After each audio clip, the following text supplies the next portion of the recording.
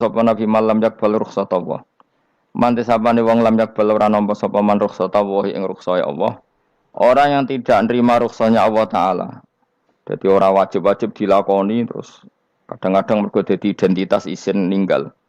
Kalau wong biasa puasa Senin Kamis saking terkenal puasa Senin Kamis sampai muka napa isin. Iku dosane kok Gunung Arafah. Wis hadis iki apa lho, wis ra puasa Senin Kamis. Jadi ala kenapa ora puasa Senin Kamis? Nampa rukhsah pengiran niku ora nampa jeneng gak nglakoni.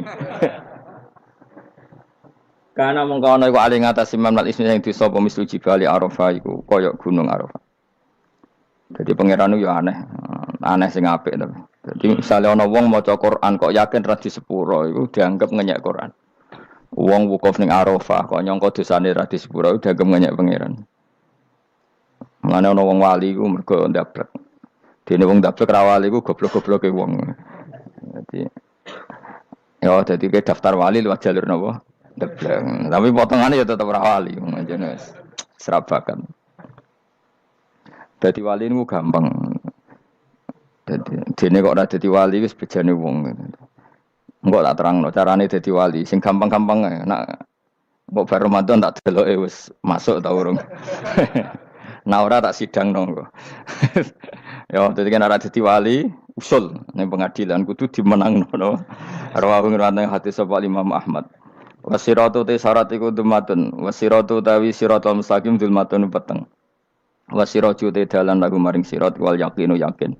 Wa te kang yakin tahqiqu tasdiki ku benerno barang sing tasdik. Tahqiqu tasdiki iku tahqiq dalam benerno. Maksudnya kamu punya otoritas pemikiran yang akurat. Kanggo benerno bil ghaibi lan barang ghaib. Niki sing dadi ibadah kula nganti ketemu pangeran. Tahqiqu tasdiki iku duwe akurasi benerno. Bil ghaibi lan barang ghaib. Carane bi izalati kulli ghaibin kelawan ngilangno saben-saben sing dadekno kemamangan. Bi izalati kulli ghaibin kelawan ngilangno saben-saben barang sing dadekno kemamangan. Pun kula baleni nggih saking awal-awal maqalatur Rabi'ah kula terangno. An-Nabi Bakrin Siddiq radhiyallahu anhu dawe az-zulumatu khamsun. Dawe Abu Bakar kegelapan itu ada 5. Di mergo Abu Bakar wong saleh, nek kegelapan yo luwih akeh. Dadi ora pati apal nek jumlahe akeh ora pati apal. Roe muk pira? 5. Nah, zaman akhir ora trimo 5 ribuan napa? Ribuan. Nomor 1 hubud dunya. Seneng dunya. Seneng dunya macam-macam, seneng pangkat, seneng apa saja yang tidak mengantarkan ke akhirat. Iku darani napa? Dunya atau apa saja yang murahan iku darani dunya. Kalau terangno definisi dunia, dunia kata dana ya dunuan. Ana sing ulama nasrib sangka dania terus ditakhfif hamzah dadi daniah terus ditakhfif hamzah dadi ya daniyah terus ngikuti wazan fu'la jadi dunya. Dadi anggar barang sing hina iku jenenge napa? Dunya. Utawa barang sing dekat iku jenenge dunya. Kemaknane dunia itu saiki, dana itu maknane dekat. Akhirat nanti. Serungokno wae kok kowe suwe-suwe paham. Sehingga sesuatu yang tidak murahan, kayak sujud, kayak sedekah, kayak ngaji iku ora dunya. Ini kesaksian akhirat. Sehingga ketika Ibnu Khaldun niku Allah itu ngeritik dunia ya yang perlu dikritik. Bahkan kadang akhirat pun dikritik pangeran, swarga pun kadang dikritik pangeran. Nak wayahe perlu dikritik karena ada konteksnya. Ada apa? Konteksnya. Misalnya begini, saya punya kitab namanya Khilyatul Auliya atau Baqatul Asfiya. Saya sampai sekarang belajar kitab itu terus. Ini sekitar 14 jilid. Ini kitab indukan Ihya. Saya berkali-kali ngomong di mana-mana. Imam Ghazali dalam hal mana Kibul Akhyar, sejarah orang-orang pilihan itu nginduk kitab nama Khilyatul Auliya itu 14 jilid. Dalam ilmu tasawuf beliau nginduk kitab jenis Qutil Qulub, ini karangan Abu Thalib Al-Makki. Dalam fikih tentu beliau nginduk gurunya Imam Haromen. Dan memang kitab itu harus nginduk, kalau tidak namanya mukhtarik, bikin-bikin. Memang syaratnya ulama harus muttabi, dia hanya pengikut, tidak boleh kreasi. Kalau kreasi namanya bid'ah, bid'ah. Kalau terang, di situ ada cerita ada seorang sufi bodoh ngeritik dunia entek ngamal. Dunia wis ora ono benere, dunia ku nggon batang, pokoke dunia ku jifah batang. Sing berebut batang ya siap-siap rebutan mbek asus, pokoke ngomong wis tok ndi-ndi. Sayyidina Umar itu agak tersinggung dengan makalahnya orang sufi yang bodoh ini. Ya rata-rata orang sufi memang bodoh. Kecuali gelem ngaji fikih. Setelah ngomong ngalor ngidul dunia ku swelek terus dekne biasa lah wong sufi terus milah dhewean terus orang lakoni popo, ngerti-ngerti lesu. Kok mangan wae lesu. Orang sufi kan gitu. Singkat cerita terus Umar agak marah tapi beliau masih bisa mengendalikan diri terus kata beliau Sal Sayyidah, Sal Hadas Sayyid. Kamu tanya Hadas Sayyid, maksudnya Sayyid dalam bahasa dulu itu ya orang terhormat. Dalam bahasa zaman era itu, maknanya Sayyid itu masih apa? Sadat maksudnya bukan Habib, bukan. Kalau dalam bahasa Arab dulu itu memang kalau Habib itu ya Nabi, kalau Sayyid, Sadat itu Sufia itu belum pasti maknanya apa? Habib ya, tokoh-tokoh yang diikuti dalam apa? Makalahnya, dalam apa? Makalahnya. Terus kata Ubay bin Ka'ab, dan ini menurut saya benar sekali. Dan kamu harus mengikuti Ubay bin Ka'ab. Dia adalah termasuk 6 sahabat yang dipuji Nabi min ahlil Quran. Apa? Yang dipuji Nabi min ahlil apa? Quran. Kata Ubay bin Ka'ab, lalu Anda masuk surga karena apa? Lalu Anda masuk neraka karena apa? Lalu Anda dapat ridho Allah karena apa? Kamu itu bisa masuk surga, lihadidar, karena kenangan di rumah ini. Maksudnya karena dunia ini. Karena sujud kamu, karena kebaikan kamu. Itu di mana? Allah mereferensi amal kamu ya di dunia ini. Kamu masuk surga karena sujud kamu di dunia ini. Nanti masuk neraka karena keangkuhan kamu di dunia ini. Fahadi dunya mi'yar. Dunia ini adalah takaran. Semua referensi Tuhan tentang akhirat itu merujuk kelakuan kita apa? Di dunia. Sehingga kalau kamu masuk surga selamanya lama, itu ya karena kebaikan kamu di dunia. Maka jangan kritik dunia ini. Karena dunia itu mahalu sujudika, mahalu ruku'ika, mahalu. Pokoknya dia ngarah-marah. Sehingga semenjak itu kata Ibnu Khaldun orang tahu dunia yang dikritik adalah dari madatul kalimah dani'ah. Suatu yang murahan. Apa? Yang murahan. Sehingga kalau misalnya orientasinya itu kebesaran li'ilai kalimatillah, maka itu tidak termasuk dunia. Dan yang suasananya akhirat tapi motifnya adalah kasal, kemalasan, itu yang benar-benar dunia. Makanya Imam Syafi'i sering kritik tasawuf itu sampai usisati tasawuf alal kasal. Ilmu tasawuf itu basisnya itu karena pemalas. Karena tadi, misalnya begini, ini contoh paling gampang. Zaid itu di daerah pinggiran. Di daerah pinggiran di mana Islam itu minoritas. Terus dia ingin kaya raya supaya bisa bikin masjid atau bikin komunitas Islam. Atau dia ingin jabat jadi lurah supaya enggak ada pelarangan orang sholat karena dia yang punya otoritas bikin aturan. Atau kalau mungkin skup lebih besar dia ingin jadi bupati supaya daerah situ familiar dengan Islam karena pejabatnya muslim. Itu tidak dunia karena semua orientasinya untuk mengawal sujud, mengawal kebenaran. Tapi kalau kamu di daerah pinggiran, kemudian milih DWA, kabeh kersane pangeran, sidik-sidik kersane pangeran, terus kamu meninggalkan aktivitas dakwah, itu yang dunia, karena motivasi kamu adalah al-kasal, males dari mewarnai buminya Allah ini dengan sujud. Ini yang banyak orang sufi salah paham. Makanya orang sufi harus ngaji fikih. Bendekne roh, dielingno wong alim, wong fikih nak kitmanul ilmi ku haram. Kitmanul ilmi haram. Menyimpan ilmu itu haram. Tidak memberi kontribusi dalam proses orang sujud adalah haram. Tidak memberi pencerahan pada umatnya Nabi adalah haram. Menikmati keasikan eling pangeran dewi adalah haram. Dia harus diingatkan gitu terus. Kalau enggak, itu bahaya bagi agama ini. Makanya dulu itu enggak ada orang sufi yang enggak ngaji ulama fikih. Sekarang kebalikan, malah wong sufi darani fikih mau kulit dekne wis tok hakikat, sembrono. Oh tak tobatno tenan ketemu aku. Itu bahaya, paham seperti itu tuh bahaya. Karena sekarang itu sufi itu jadi identitas kesalehan. Jadi yang rumah kome sufi koyo-koyo sak dhuwure ahli napa? Fikih. Itu bahaya. Karena tadi sufi itu akan ngeritik dunia sepedas-pedasnya. Kemudian ujung-ujungnya meninggalkan dunia, kemudian happy-happy asik pangeran dewean dan membiarkan umatnya Nabi ini berserakan kemana-mana, tidak terlibat sama sekali, tidak memberi kontribusi sama sekali. Cara bahasa gampangannya orang gelem amar ma'ruf, gak gelem nahi mungkar. Tapi bahasa amar ma'ruf nahi mungkar kan saiki dadi gerakan ekstrem. Makanya ora tak bahasa amar tidak peduli, tidak mulang. Mergo saiki bahasa saiki repot terus. Paham ini penting kalau terang. Jadi kalau baleni malih ya. Sing dimaksud dunya ketika dikritik pangeran iku dunya sing sangka kata daniah, sesuatu sing murahan, sing enteng, sing nafsu. Iku jenenge napa? Dunya, napa? Dunya. Tapi ketika sesuatu itu baik dan mengarah kepada Allah, iki jenenge dunya iki masruatul akhirah. Maka dunya itu di dua status napa? Siji masruatul akhirah. Dan ini status yang harus kita pakai. Makanya kata Imam Ghazali itu, kue nak randi duit, sak penat-penate urip, terus merasa nggak punya kenikmatan.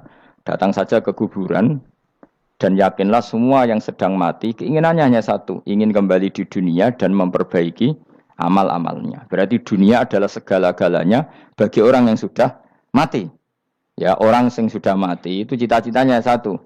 La'alli arji, semoga kita kembali ke dunia. Untuk apa? Untuk membenahi semua kesalahan yang pernah dilakukan zaman yang dunia. Terus kamu ingat, fa'ana fid dunya. Ya Allah, alhamdulillah sekarang masih saya di dunia. Artinya saya punya satu kesempatan yang diinginkan semua orang yang sudah mati di seluruh dunia. Lalu malah wali anu surip malah kepengen nang mati. Saking kakean kasus ya, napa? Kakean apa? Kakean kasus. Makanya di sini sirinya para rasul, para nabi itu sering donga Allahumma tawil umrona, sehingga banyak orang soleh mendoa supaya panjang apa? Umur. Itu karena pas itu yang hadir adalah dunia dengan makna masruatul akhirah. Tapi ada juga wali dan nabi kadang-kadang donga ya Allah, jika sebaiknya saya mati, mati saja. Itu ketika tergambar dunia yang sudah murahan, yang sudah arogan, yang sudah tidak jelas. Maka dunia ini punya dua status sekaligus. Jika prospek bagi Anda untuk masruatul akhirah, maka nikmati senikmat-nikmatnya. Tapi jika bagi Anda ini sudah menjadi ladang maksiat apa-apa, maka jadikan dunia ini tempat tobat. Karena akhirat itu nggak ada apa-apanya dibanding dunia. Jadi akhirat itu hanya mereferensi dunia, apa? Mereferensi dunia. Ini penting kula aturno. Kadang-kadang sufi kemudian goblok ora iso ngaji. Dia nganggep dunia sampai akhirat itu penting akhirat, tapi cara maknaninya salah. Lho kowe nganti ning akhirat mlebu swarga itu karena apa coba? Amal zaman di mana? Di dunia. Berarti penting mana dunia sama akhirat? Penting dunia karena akhirat mau efek, apa? Efek dunia ini yang pokok. Apa dunia ini yang pokok. Kalau Allah kan cara ngendikan tidak seperti itu. Allah cara ngendikan gini loh. Akhirat, maksudnya walal akhiratu khairul laka minal ula gini. Sesuatu yang berorientasi akhirat dan kemudian menjadikan kamu nyaman di akhirat itu khairul laka minal ula, itu lebih baik ketimbang dunia. Ora kok kowe nak ning dunia nak sepemelek ning akhirat apik ora ngarang ngono, nak ning dunia melek ning akhirat luwih parah. Kayak mlaratem cek ngene iki kan. Tapi kan cek iso ngopi, cek iso mangan tengkleng. Coba ning akhirat gak iso blas. Dunyel-nyel malaikat ngawur. Gayamu bareng melarat iso ning dunya lara lah nek akhirat penak. Aku yakin ora luwih lara, tak jamin. Ngeraine kan ketara nak. Keliru omongan aku ning dunya lara lah sementing nek akhirat penak itu ndak bisa. Kowe nyifati dunya nggon lara iku serapati ridho mbek pangeran. Berarti kayak tiga iso ngopi ra syukur, tiga iso mangan ra syukur, anane nyifati dunya lara. Berarti rapati ridho mbek pangeran. Malah dibles-blesno sebenarnya. Pemenang nak pengurus akhiratnya aku tak tekek. Cuma aku loh pengurus ora sebenarnya. Tapi gak ada rencana daftar jadi panitia apa? Akhirat. Tapi kira tak syafaat ya biarno karena ini penting kalau terangno. Makanya Imam Syafi'i masyhur makalah beliau tentang fikih dan tasawuf itu. Nggih saya kutip ya, dan saya memang saya hafalkan terus makna teman. Faqihan wa sufiyan fakun laisa wahida fa inni wa haqqu wa iyyaka ansahu. Terus kata beliau mensifati orang fikih fa hadza qasin lam yadhuk qalbuhu tuqa. Wa hadza jahulun kaifadul jahli yasluhu. Itu masyhur. Di dunia ini identitas di dunia kita, dunia ulama itu hanya dua. Kalau enggak sufi ya faqih. Kamu jangan jadi salah satu. Faqih adalah orang sing qasin, itu qalbuhu qasin, hatinya itu keras, atine atos. Lam jadu qalbuhu tuqas, gak ditakwa blas. Wong faqih ora ditakwa blas, gak di empati blas. Tapi orang sufi itu wahada jauh ini malah geblek blas, malah parah meneh. Sing sitok atas atine sitok geblek dari Imam Syafi'i itu. Kena protesnya berarti Imam Syafi'i aja protes aku. Kenapa begitu? Misalnya gini orang faqih. Kalau bapak nyontohkan tuh gini. Orang faqih itu punya aturan, misalnya kalau ruko tidak begini nggak sah. Sujud kalau nggak begini nggak sah. Sholat kalau tidak begini nggak sah. Oke, aturan itu baik. Tapi punya keangkuhan berpikir. Misalnya ada orang desa terbelakang, misalnya di pedalaman Gunung Kidul, Kulon Progo. Ada orang yang ditobatkan orang-orang sufi. Orang sufi itu ya sing rodok goblok-goblok itu, misalnya nobatkan. Enak wae wong fakir melok nobatno tapi tahu-tahu bilang ini sholatnya enggak sah, rukuknya enggak sah, Fatihahnya enggak sah. Jare sing sufi, wasem maneh nobatno ora iso salat apa ora disahno. Si sufi ya goblok pisan, ketika ngawal si ajudannya tadi sholat, enggak dikawal. Sehingga banyak aliran di Jawa sholat ala kali Jogo ya ono Fatihah mau meneng tok. Sitok sujud tok. Jadi ini sitok atas hati ini orang gelem bina tapi muni rasa. Sitok goblok ora tahu nerusno pembinaan. Akhirnya ya mandek ning satu kesalahan dan diwaris ya bergenerasi-generasi. Makanya kata Imam Syafi'i itu sitok goblok, sitok atas hati ini. Jadi kamu jangan jadi salah satu itu.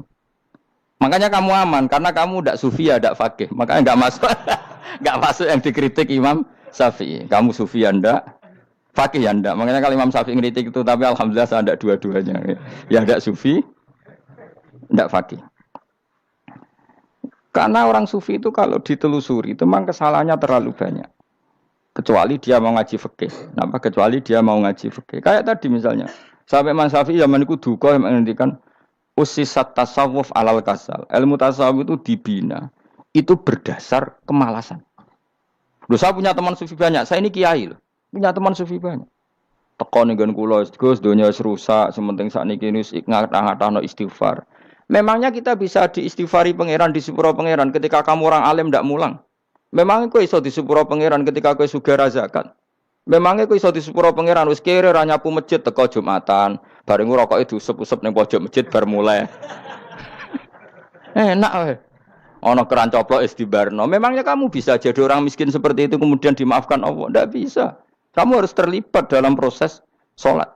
Wis kere ya urun gawe keran, misale ra ngono ya urun masjid ya nyapu-nyapu, sing sugih urun dhuwit, sing alim urun mulang. Kok enak? Dunia mbok anggap rusak terus kabeh dhewean. Menengi sampean ke dhewean neraka ra tak baturi ya ngono. Ndak bisa, sufi seperti itu ndak bisa, tuh kriminal. Malah Imam Syafi'i dalam satu makalah kowe esuk tasawuf, awan wis rondok lha meneh. Saking ekstrimnya beliau. Nah, kenapa Imam Ghazali muji orang sufi? Kitab-kitab Risalah Kusyariah muji orang sufi itu sufi-sufi yang koyo kowe. Sufi-sufi yang belajar fikih, napa? Sufi-sufi yang masih mau belajar fikih. Kok enak? Jadi sufi itu maknanya sidik-sidik. Zaman wis rusak itu tidak seperti itu. Nak rusak ya amanat pengiran kon melok dandani. Nah, ketika ra kena didandani sebetulnya enggak masalah, kan ada alternatif. Misalnya gini, ada mobil rusak enggak bisa dipakai. Memangnya mobil hanya itu. Kan ada mobil yang lain itu jenis fakih. Ini enggak, kamu punya pemimpin hanya 2 atau 3 lah biar enggak nyindir. 3 atau 4 lah. Ketika 4 ini orang ini gagal, seakan-akan Indonesia gagal. Memangnya Indonesia hanya punya orang 4 itu. Goblok sekali kita berpikir gitu. Segoblok-gobloknya apa? Memangnya Indonesia itu milik siapa? Kenapa kamu menggantungkannya sama 1-2 orang, 3-4 orang? Gampang aja cari alternatif. Terus, tapi kan harus lewat pemilu. Kau jangan ngenteni pemilu 5 tahun cepat. Mustafa Rokin jokno jadi calon presiden. Nak kemen dadi negara tahlil. Karena dekne piye apa ngomong ekonomi ya ora iso. Ngomong wisata ya haram, ngomong budaya ya haram. Ngomong badan usaha milik negara ya ora roh dekne. Lamun langsung dibagi-bagi. Tapi kelirunya kita selalu begitu. Ketika kecewa sama pemimpin, seakan-akan dunia ini tergantung pemimpin itu. Mana ada dunia ini dipasrahkan sama makhluk oleh Allah. Dunia ini milik Allah, nggak pernah dipasrahkan makhluk. Bahkan kiai mati pun nggak ngefek pada agama. Dulu sahabat meninggal agama jalan, wali songo orang-orang pilihan meninggal agama jalan. Karena Allah tidak ridho dunia ini, agama ini, dunia maupun agama dipasrahkan sama seseorang. Allah yang mengurus dunia ini. Apa nak konglomerat mati terus wong melarat kabeh? Enggak kan? Apa nak wong soleh mati terus wong bejat kabeh? Enggak. Allah yang mengurus agama ini, mengurus dunia ini. Saking goblokem, nak ono kecewa mbek makhluk itu. Terus ya Allah, terus seakan-akan dunia ini runtuh. Ono pegatan saake saiki ora ono sing lanang. Banyak orang pegatan terus untuk bojo luwe apik. Bojone mati sing wedok malah makmur akeh to ora. Makanya pangeran anggap manusa iku entek-entekan. Allah nate ngendikan gini masalah pegatan. Unik ngendikan pangeran. Ya rodok manekno wong pegatan. Wa iya tafarraqa yughnillahu kullam min saati. Kamu tidak usah takut dalam suami istri itu bercerai. Wa iya tafarraqa jika dua suami istri bercerai, yughnillahu kullam min saati, bahkan satu-satunya per satu dari kedua mempelai ini bisa dikasih lebih kaya. Banyak enggak wong pegatan terus akhirnya lebih makmur? Dan kenangannya untung pegatan Mas dhisik aku untuk bojo sing dhisik wis aduh selemu goblok. Enggak sing lanang karena bosen dijudisi yang untung saiki ndek bojo konak bojoku sing dhisik. Banyak enggak orang pegatan kemudian kenangannya itu baik sama yang sekarang. Dengan yang lalu mau ngerutu tok, banyak enggak? Banyak. Dulu kita punya pemimpin yang cakap, yang otoriter. Zaman itu pun di demo. Coba kita ini kan mulai dulu anggar di pemimpin di demo. Mereka cek urip pantas di demo kan es mati digo kelangenan. Kelakuan kok ngono. Mulai dhisik nganti saiki. Kiai juga gitu, zaman urip dikerwiti. Kok bareng mati kiai penggantinya dikritik ora koyok kiai dhisik. Iku ora ya coba 66 Pak Karno dikritik. Orde baru diurus gitu tuh. Nabi yang ngono mangsamu presiden tok. Nabi ku kan mukjizat iku ngaji. Jadi mukjizatnya Nabi ku ngaji. Jare masyarakat kono. Mukjizat orang keren blas. Mukjizat itu kudu nganggo tongkat. Dadi seru napa? Dianggap Nabi Harry Potter. Jadi Nabi itu mukjizat kok mulang. Mulang itu mengatur logika supaya mapan nikmati Allah dan Rasul. Itu mulang. Mereka agak seneng. Mat. Sakroku nabi-nabi dhisik ku ditongkat apa mat. Dadi seru apa? Seru main seblak pokoke seru lah. Nabi sempat tertarik, ya kepengen ditongkat tahu Nabi wah, kita ya sangar lah, wah. Jadi Nabi ngalor ngidul gak apa, tongkat nggak sing ngelawan, blus terus kecemplung segoro, kan ya seru lah. Misalnya ono Yogyo macam-macam, tutuk terus likuifaksi do tenggelam kan seru lah, wah. Nah jawab pengiran dulu tuh, dia matke jok tongkat, gampang lah masalah tongkat. Sekarang ngetokno wit kan gampang tongkat, memang samu tongkatnya Nabi Musa terus. Digawe dikai mori terus dikai minyak ya ora dijupukno wit diketokno mangsamu. Wong sing hebat ku sing nyekel dol ora apa. Ya jajal to kate Musa takekno kowe. Iku ora ana pengaruhe. Wong saiki ning gone Turki digo tontonan ora piye-piye. Lah nek mbate jek aktif Pak Turki nantang Israel duel. Lah wong di tongkate Nabi Musa kok digertak Israel rawani. Lah nek tongkat iku tenan nak apa? Sing sakti ku sing nyekel dul ora kok perkara tongkate. Nah, cara wae dhisik sono HP Nabi Musa ya luar biasa cara itu. Akhirnya Nabi Muhammad itu sempat kepengin jawab pangeran unik. Awalam yakfuru bima utiya Musa min qabl. Matke kok gak eling apa zaman Musa nggo tongkat wong terus do iman. Awalam yakfuru bima utiya Musa min qabl qalu sikhroni tazahara wa qalu inna bikullin kafirun. Apa zaman Nabi Musa itu terus wong do iman? Ya tetep komentar dari tukang sihir. Padha wae, Mas. Nggo mukjizat ora padha wae. Wong nak trai berdua ya tetep berdua. Zaman Pak Karno sing tukang ngeluh ya ngeluh, zaman Pak Harto tukang ngeluh ya ngeluh, zaman Mega sing tukang ngeluh sampai saiki sing tukang ngeluh ya wis kegiatan. Kiai yang ngono. Kadang ada kiai saiki misalnya Surabaya zaman Mbak Arwani, Mbak Zubair. Memangnya zaman Mbak Arwani wong Kudus ngaji kabeh. Mangsaku ya kelakuane wis ngono-ngono wae. Misale kula ya, kadang ya wong komentar. Gus Bae ora koyo zaman Bandur Salim. Lah aku wis dididik bapak, zaman Bandur Salim apa wong ya ngono. Engko bapak zaman Bandur Sam apa ngono sampai zaman Basunan Bunang misal. Ayo jajal. Masa wong Yogya misal. Saiki ora koyo zaman Bali Maksum Mbah Munawir. Memangnya zaman iku wong ngaji kabeh. Ya ndak juga kan sak rohku kiai nak ngaji sing ngaji wong ngono-ngono iku pancet wong iku. Itu pengalaman. Mulane ketika Nabi Muhammad kemudian mujizat Nabi Musa jabe pangeran awalam yakfuru bima utiya Musa min qabl. Apa zaman Musa terus do iman mat. Padha wae engko masuk go tongkat ngalor ngidul ya. Biasa wae mat. Gak usah mujizat-mujizatan mulang wis ngaten. Lho kula lho mau tawani pangeran mujizat kok sangkare Musa. Kula mboten purun. Ya perkara kok malah lucu. Nabi kalor ngidul go tongkat. Nabi Musa itu tongkate biasa kan, sing kondang ku wonge. Lah saiki ejek ning Turki. Nek atotanan jek top Israel tuntas ya. Suwabet terus likuifaksi, tutup suwabet meneh dadi negara bebas wong Israel. Terus Rajab Tayyip manggon kono. Iku aneh-aneh wae. Makanya penting, yang dikatakan mukjizat yo ngaji. Ngaji itu bisa membentuk yakin. Yakin itu bisa membentuk tahqiq. Nah caranya yakin gimana? Tak warai kan, ben dadi wali.